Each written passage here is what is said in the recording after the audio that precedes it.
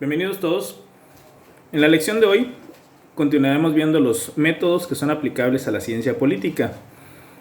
Les pido que vayamos a la página número 4. En la parte inferior vamos a encontrar los últimos dos métodos que nos faltan analizar, que son el método histórico y el método dialéctico. Bueno, ¿qué dice el método histórico? Consiste en el estudio de los antecedentes de las cuestiones que ocupan nuestra atención y que frecuentemente permiten explicar las características de las mismas. En muchos casos, una exposición de la vida política contemporánea corre el peligro de resultar insuficiente si no se adopta una perspectiva histórica. Bueno, recuerden que la historia es una ciencia que analiza precisamente los hechos del pasado, de tal suerte que en su aplicación a través de lo que es el método histórico a la ciencia política, se hace un análisis de los hechos atrasados, de los hechos del pasado, en el ámbito político, por supuesto, para que a partir de ese análisis el político en turno pueda tomar las decisiones correctas o analizar por qué en muchas ocasiones el lugar que le toca gobernar o la misma ciudadanía, obviamente si no es gobernante, obviamente eres gobernado, entender los porqués de la situación en la que se puede estar viviendo en la actualidad. Por ejemplo, sabemos que a lo largo de la historia han habido diferentes revoluciones. La Revolución Francesa, la Revolución Rusa, la Revolución Mexicana, la Revolución Cubana. Bueno, si surgiera a nivel mundial en este momento una nueva revolución que se diera en cualquier parte del mundo, para saber más o menos cómo se va a comportar ese pueblo, cómo se va a desenvolver esa revuelta y tener un aproximado de cómo al final de la revolución, la gane quien la gane, se va a ir pacificando esa zona del mundo, ese país, pues tenemos que analizar cómo se comportaron los pueblos que ya han tenido revoluciones. Entonces, de tal suerte que podemos ver que siempre que viene una revolución, y repito, aquí es analizar la historia, por eso se aplica el método histórico en la ciencia política, siempre que ha habido una revolución, ha habido un hartazgo social sobre un sistema económico, político, social que ya no funciona para el pueblo que está habitando cierto país en determinado momento de la historia, por supuesto, ¿no? Entonces, si analizamos la Revolución Francesa, que es una de los parteaguas a nivel de la historia de la humanidad, precisamente porque ahí se sustenta este reconocimiento de los derechos fundamentales del hombre, el hartazgo social se sustenta principalmente en que aquella población de Francia de lo que estaba fastidiado era un sistema monárquico y se le apostaba, de hecho se le apostó precisamente a lo que fue ya un gobierno democrático. Bueno, entonces vemos que hay un hartazgo social. Cuando viene la Revolución Rusa, también podemos encontrar que hay un hartazgo dentro de la sociedad de un sistema económico, político, social, que en el caso de Rusia, en aquellos años principios del siglo pasado, lo que manejaban era un sistema feudalista. Entonces la gente ya venía con un fastidio de ese esquema político, económico, social. En el caso de nuestro país, con la Revolución Mexicana, lo que se venía era ya en un hartazgo social, es decir, la gente ya no podía más, con un esquema de cacicazgos. Recuerden que en la época del gobierno de Porfirio Díaz, los terratenientes, es decir, las personas que tenían espacios territoriales eran demasiado grandes y la gente que trabajaba para los terratenientes a través del pago de los salarios y las tiendas de raya prácticamente manejaban un sistema esclavista disfrazado, pero al final de cuentas se esclavizaba al trabajador porque contraía deudas que no podía pagar e incluso las iban heredando las siguientes generaciones. Entonces, en los tres casos que se dan en diferentes tiempos y en diferentes países, se va dando una situación muy parecida: hartazgo social sobre un régimen económico, político, social. La revuelta del pueblo fastidiado generalmente, y ahí lo vamos viendo, va teniendo éxito, pero implica levantamiento armado, muertes, etc. Ahora, una vez que se ganan las revoluciones, vienen las implementaciones de cosas distintas. Y volvemos al tema histórico, ¿no? Siempre el que gana la revolución busca un cambio radical, distinto a lo que se tenía anteriormente. Es decir, no solamente buscas reformar, sino buscas cambiar en su totalidad. En el caso de la Revolución Francesa, pasaron precisamente a este esquema de una democracia incipiente, es decir, los inicios o los albores de una democracia como la conocemos hoy, pues le apostaron un poco a lo que fue la democracia directa. En el caso de la Revolución Rusa, recuerden que ellos se van directo a un esquema basado en la ideología comunista, es decir, pasaste del feudalismo al comunismo, lo implementaron en este país y luego se fundó incluso un nuevo país, la Unión de Repúblicas Socialistas Soviéticas, que se compactaron en un bloque de países, veintitantos, no recuerdo el número exacto, se juntan en uno solo y se basan en una ideología ahora comunista. Y en el caso de la Revolución Mexicana, recuerden que una vez que concluye la parte armada, concluye en grandes partes del país, aunque luego todavía existían algunos brotes de violencia. La forma de terminar con el régimen anterior es generar una nueva constitución, y la nueva constitución es la de 1917, que está vigente hasta la fecha con nosotros. En esta constitución, si lo que generaba problema era la falta de tierra para los trabajadores del campo, si lo que generaba problema era falta de derechos para los trabajadores obreros, si lo que generaba problema era que no había educación para todos precisamente, y eso había servido para, pues obviamente, timar y pues a muchos campesinos les quitaban las tierras precisamente por la falta de saber leer y escribir.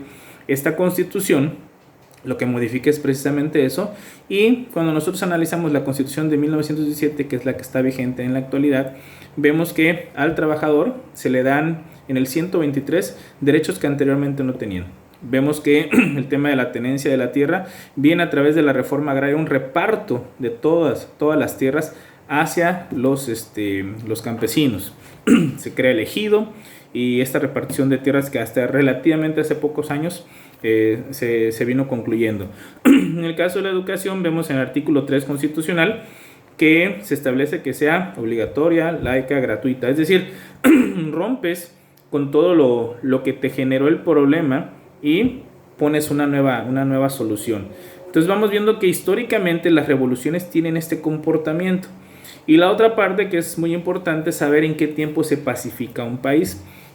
La pacificación de un país que que estuvo en una revolución no es inmediata. Es decir, habrá un momento en el que se firma un acuerdo de paz, pero de eso a que terminen las muertes, las revueltas, no se da de manera inmediata. Entonces, generalmente los países que entran en revoluciones tienen periodos de 10, 20 o a veces hasta 30 años para llegar realmente a una pacificación total de ese territorio o de ese país. Por lo tanto, si viéramos a nivel internacional que surgiera una revolución como tal que busca acabar con un sistema económico, político, social que han estado viviendo en ese territorio, pues podríamos utilizar, o el gobernante o las personas que estuvieran en esa revolución podrían analizar precisamente qué ha pasado históricamente en los lugares donde han habido revoluciones, y van a ver casi siempre este camino a seguir: el inicio de la revolución, las muertes, llega un momento donde concluye la lucha armada, viene el establecimiento de un nuevo régimen, el nuevo régimen pues obviamente lo establecen los ganadores, y posteriormente una pacificación lenta que no es de manera inmediata. Entonces, el método histórico sirve precisamente para los ciudadanos, para el gobernante y para el gobernado, para entender por qué se vive así en determinado momento. ¿Por qué en un país puede una comunidad o un país o una ciudadanía puede ser tan ordenada y en otra puede ser desordenada? Pues hay que analizar su historia y empezar a ver cómo fueron sus instituciones, cómo han sido las aplicaciones de la ley en cada una de estas entidades. Entonces, el método histórico nos sirve precisamente, o sirve en la ciencia política, para entender por qué se vive un momento actual con las características vigentes. Obviamente hay que voltear a ver el pasado y sabremos por qué somos así, o si estamos en un acontecimiento que va a tener, digamos, que consideramos que van a pasar días, meses, años en que se van a ir suscitando diferentes circunstancias, para tener una especie de pronósticos hay que ver cómo se han comportado otros países precisamente en esquemas parecidos, y uno pues ya puede tener una idea de lo que va a suceder o va a ir aconteciendo en el lugar donde se vive. Sin embargo, no significa que sea una verdad absoluta, pero el método histórico precisamente sirve para analizar a conciencia los momentos que se viven en la actualidad. El método dialéctico. Leo, este método es creado por Hegel y altamente desarrollado por Marx. Por lo tanto, este método es el que se implementó principalmente en lo que fue la Unión Soviética, ¿no? Todo lo que fueron los países que le apostaron al socialismo en el siglo anterior, y los que hasta la fecha lo tienen. Y asume una posición dinámica al entender que el cambio constante supone que cada fenómeno, de algún modo, se niega a sí mismo y que de esta contradicción surge una nueva realidad, que a su vez produce otra, de manera tal que el devenir histórico no es sino la constante superación de esa lucha de los contrarios que, al dar paso a una nueva realidad, inicia nuevamente el proceso de su negación. La dialéctica entendida de esta manera supera los viejos conceptos de la lógica aristotélica, según la cual una cosa no puede ser y no ser al mismo tiempo. Sin embargo, a la luz del razonamiento hegeliano, podemos llegar a la conclusión de que dicha contradicción es posible. Sírvanos de ejemplo nuestra propia vida, que a medida que más es, más deja de ser. Bueno, ¿cómo funciona el método hegeliano? Tiene una lógica, quiero que pongan mucha atención porque eso pues puede parecer complejo, demasiado abstracto para lo que sería la explicación, y obviamente para que lo vayamos entendiendo, ¿no? Empiezo por la parte final, que dice: el ser humano, a medida que más es, más deja de ser, para que vayamos entendiendo cuál es el pensamiento hegeliano de los contrarios. Todos ustedes ahorita tienen una edad. Vamos a pensar que tengan 19 años, 20 años, la edad que tengan. Si ahorita yo les preguntara a alguno de ustedes de manera individual, ¿qué edad tienes?, me contestarían: tengo 19 años. Perfecto. Si dejo pasar 30 segundos y le vuelvo a preguntar a la misma persona, ¿qué edad tienes?, me va a seguir diciendo: tengo 19 años. Si le vuelvo a hacer la pregunta 5 minutos después a la misma persona, me va a decir que tiene 19 años. Pero la realidad es que cuando yo hice la primera pregunta, esa persona era más joven. Cuando hice la segunda pregunta, esa persona había envejecido algunos segundos, pero sabemos que el cuerpo humano lleva un proceso de envejecimiento que dura pues bastante tiempo. Pero al final de cuentas, cuando hice la segunda pregunta, ya era más viejo.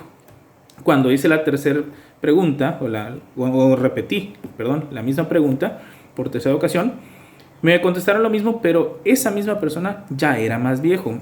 Y podemos decir que cuando hice la tercera pregunta a la persona, esa persona ya estaba más cerca de la muerte que cuando le hice la primera. Por lo tanto, la parte final habla de que el ser humano, mientras más es decir, mientras más va avanzando, más deja de ser. Es decir, cada vez le quedan menos días, minutos y segundos de vida.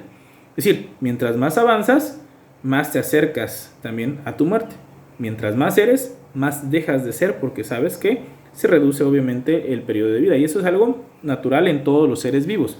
Bueno, entonces parto de ahí para que entendamos, aplicado ya a la ciencia política, el tema del método dialéctico que establece Hegel, el de los contrarios. Nos dice aquí que si nos vamos a lo que es el tema del desarrollo de la política y de los hechos de la política, lo que en algún momento vemos como verdad, para otro momento se convierte en mentira. Lo que en algún momento fue la solución, ese mismo elemento después se convierte en problema. Bueno, por eso les decía que tenemos que poner mucha atención para ir aclarando esta parte. Vámonos dando sobre ejemplos. Muchos consideran que en el terreno de la historia, de la humanidad, de los acontecimientos de una persona, la vida es cíclica. Y piensan en cíclica en algo circular, es decir, en un círculo en donde si hoy estás acá, pasan días en donde puedes moverte, pero llegará otro día en que vas a llegar al mismo punto. Es decir, estás haciendo círculos nada más. Y por lo tanto, cada cierto tiempo te pasa lo mismo. Si lo quisiéramos llamar así, cada cierto tiempo te pasa lo mismo, sea bueno o sea malo. Ahora, el pensamiento dialéctico, el pensamiento de Hegel nos dice que no, que realmente el ser humano y la historia de la humanidad no se mueve en círculos, se mueve en espiral. Si ustedes ven el espiral de un cuaderno de los que llevábamos en primaria, secundaria, pueden tener uno ahorita, el espiral no es un círculo, el espiral va haciendo efectivamente movimientos redondos, pero va avanzando, de tal suerte que tenemos un movimiento circular y luego se hace otro más, pero empiezas a avanzar. Haces otro más y vuelves a avanzar, haces otro más y vuelves a avanzar, de tal suerte que no es que regreses al mismo punto, tal vez llegas al mismo nivel cada cierto tiempo, pero no regresas al mismo punto, vas avanzando. Es el tema de la evolución. ¿A qué voy con esto? En la historia y en el terreno de la ciencia política suceden acontecimientos parecidos pero no iguales. Vamos a fijarnos en el caso de nuestro país. En 1810, en este territorio, inició una lucha armada encabezada por Miguel Hidalgo, que sabemos que es el inicio de la independencia de lo que hoy es nuestro país, de México. 100 años después, en 1910, ya siendo México, porque recuerden que en 1810 éramos la Nueva España, una colonia, en 1910, ya siendo un país independiente, se da la Revolución Mexicana. No es igual el movimiento armado, son parecidos. ¿A qué voy? En 1810 era una guerra civil, porque estaban luchando gentes que pertenecían al mismo país. Recuerden que la Nueva España pertenecía a España, por lo tanto, los criollos, los mestizos, los que habían nacido acá, junto con los españoles peninsulares, es decir, los que habían nacido en España y que vivían acá, todos tenían la nacionalidad española, por supuesto. Y el conflicto se da entre ellos, unos pidiendo la independencia de este territorio y otros buscando que permaneciera como colonia. Pero al final de cuentas era una guerra civil. En 1910 también hubo una guerra civil. Recuerden que lucha el ejército mexicano contra los revolucionarios, que también eran mexicanos. Dentro de los revolucionarios, los más famosos, siempre escuchamos de Francisco Villa, Emiliano Zapata, Venustiano Carranza, Obregón, Calles, pero todos ellos eran mexicanos. Algunos militares, otros gente nada más del pueblo, pero al final del día era una lucha también entre mexicanos, una guerra civil. Aquí lo importante entender es que no regresamos al mismo punto. La lucha no estaba buscando la independencia de un país, la lucha ya era por causas distintas. Pero aquí viene el tema de la teoría de los contrarios. Lo que nos va diciendo Hegel es precisamente que lo que le da solución en un momento a algún problema, inmediatamente en cuanto lo resuelve, se convierte en el siguiente problema a resolver. Pensemos, recuerden que la independencia de nuestro país la consuma Agustín de Iturbide, no la consuma Miguel Hidalgo. Miguel Hidalgo muere al poco tiempo de que arranca el movimiento independentista. La consuma Agustín de Iturbide. Agustín de Iturbide es el que da nacimiento precisamente con su liderazgo a un nuevo país. En cuanto él se convierte en el emperador, porque recuerden que se proclama emperador de México, él, que fue la respuesta para que se lograra la independencia de este país al final, se convirtió en el siguiente problema. En el momento que se declara emperador, y muchos lo que no querían era precisamente otra monarquía, sino lo que querían era un gobierno democrático parecido al que se estaba manejando en el norte, es decir, en los Estados Unidos de Norteamérica, Agustín de Iturbide se convierte en el siguiente problema a resolver, de tal suerte que al poco tiempo lo derrocan también a él e incluso termina siendo fusilado posteriormente. Toman el poder los liberales, establecen el gobierno precisamente mexicano basado en un esquema democrático, Pero después estos liberales empiezan a tener problemas con los centralistas, los que buscaban una república federal y luego buscaban una república centralista. Avanzamos prácticamente cerca de 40 años, llegamos al momento de la reforma, y recuerden que la lucha de reforma es encabezada precisamente por el presidente Juárez. Establece que la iglesia debe ser separada del Estado en cuanto a los temas que van a tratar ambos, y da entrada a un movimiento conservador en contra de estas leyes de reforma. Viene un movimiento armado que ganan precisamente los reformistas y da pauta a de que los que perdieron ahí van y buscan ahora a un príncipe extranjero para establecer una monarquía, y es cuando viene precisamente Maximiliano, apoyado por los franceses, y se establece en este país. Juárez batalla contra esta invasión. Sabemos que es un presidente errante que anda en diferentes partes del país, pero al final del día logran expulsar a Maximiliano. Bueno, no, a Maximiliano lo fusilan, pero expulsan por fin a los franceses, y uno de sus, en ese entonces, coroneles, posteriormente general, más famosos, más aguerridos y más seguidos por la gente y por supuesto por el ejército, era Porfirio Díaz. En aquella batalla del 5 de mayo que se conmemora tanto, en donde el general Zaragoza gana la batalla de Puebla contra el ejército francés, uno de los militares más recordados y más aguerridos y que dieron resultados en esa batalla fue precisamente Porfirio Díaz. Porfirio Díaz estaba en el campo de batalla, Zaragoza estaba desde la parte del control externo, dando las instrucciones, pero el que estaba combatiendo era Porfirio Díaz. Porfirio Díaz es un héroe de guerra, al final de cuentas, ¿no? Y Porfirio Díaz se convierte en la solución a lo que necesitaba este país después de la muerte de Juárez. Sin embargo, Porfirio Díaz, una vez que toma el poder, un poder aplaudido por muchos y que arranca bastante bien. ¿Por qué? Porque él pacifica el país.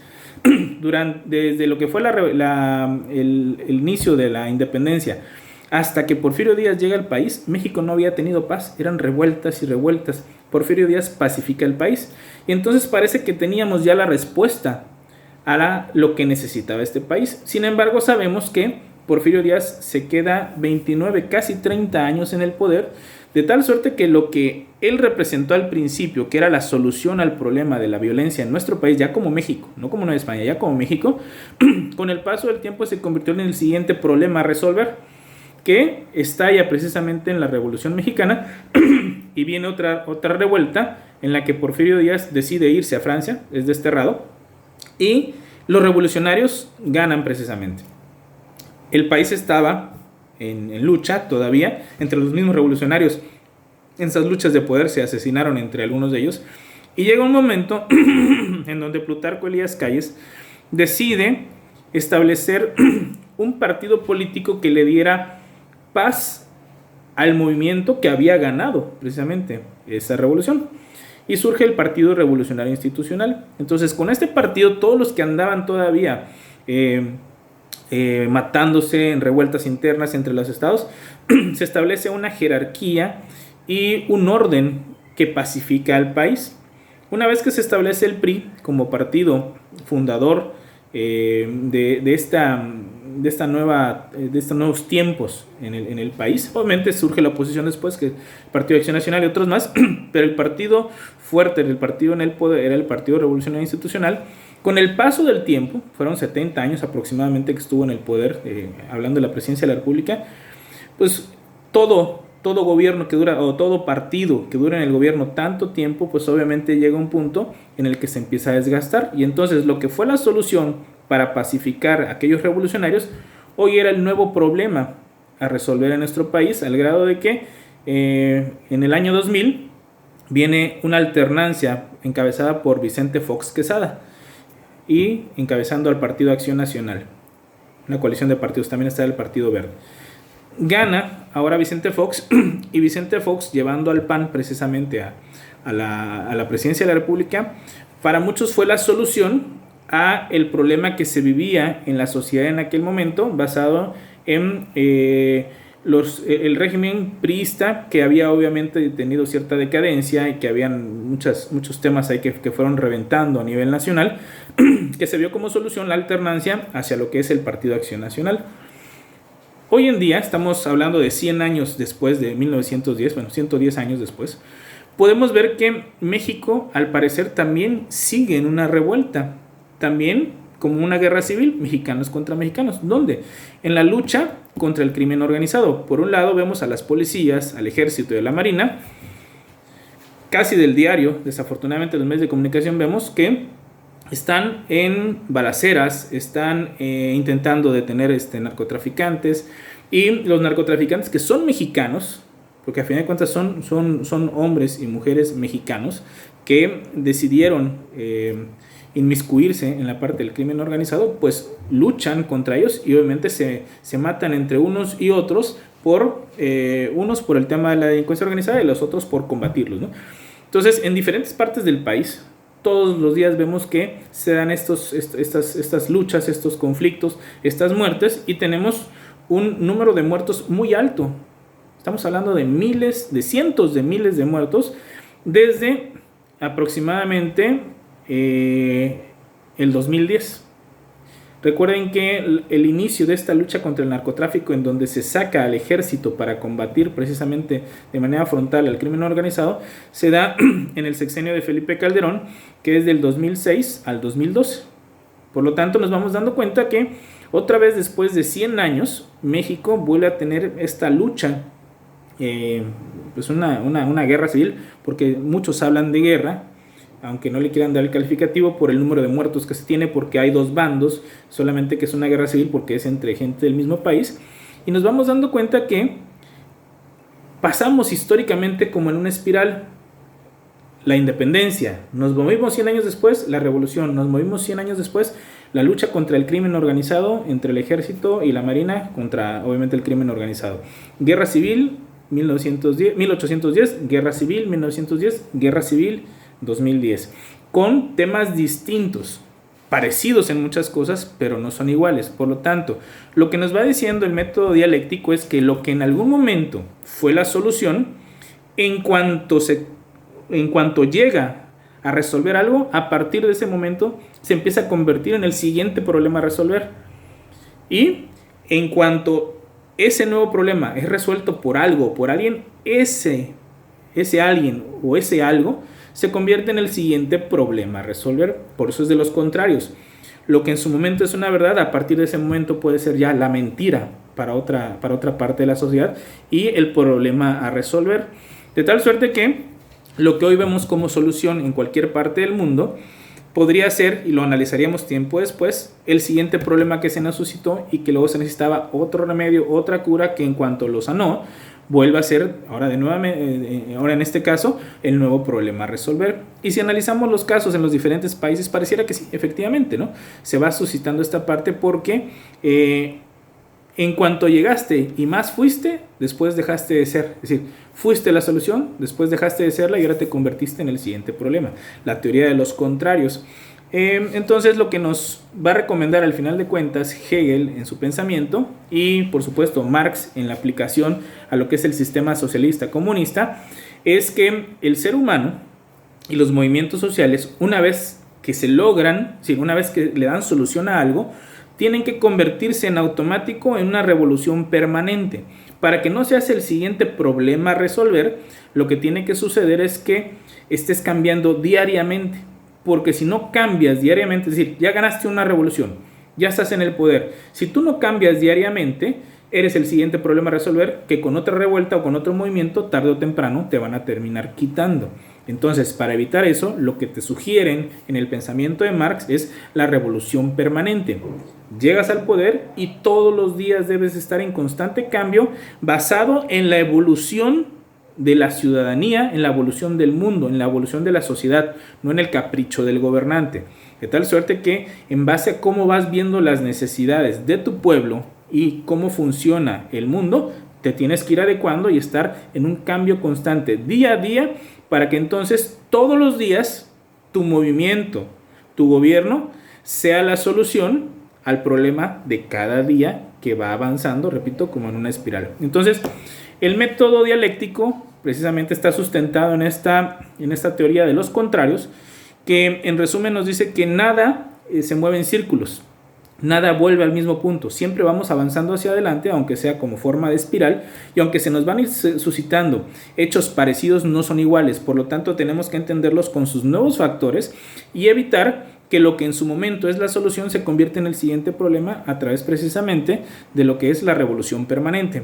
De tal suerte que el método dialéctico le apuesta precisamente a la constante evolución de lo que es la vida política del ser humano en el lugar del mundo en donde estemos. Bueno, con esto concluimos el tema de los métodos aplicables a lo que es el estudio de la ciencia política. Cualquier duda, jóvenes que vayan teniendo, por favor, pónganlo en lo que es el chat ahí, me hacen la pregunta de manera directa, yo los contesto.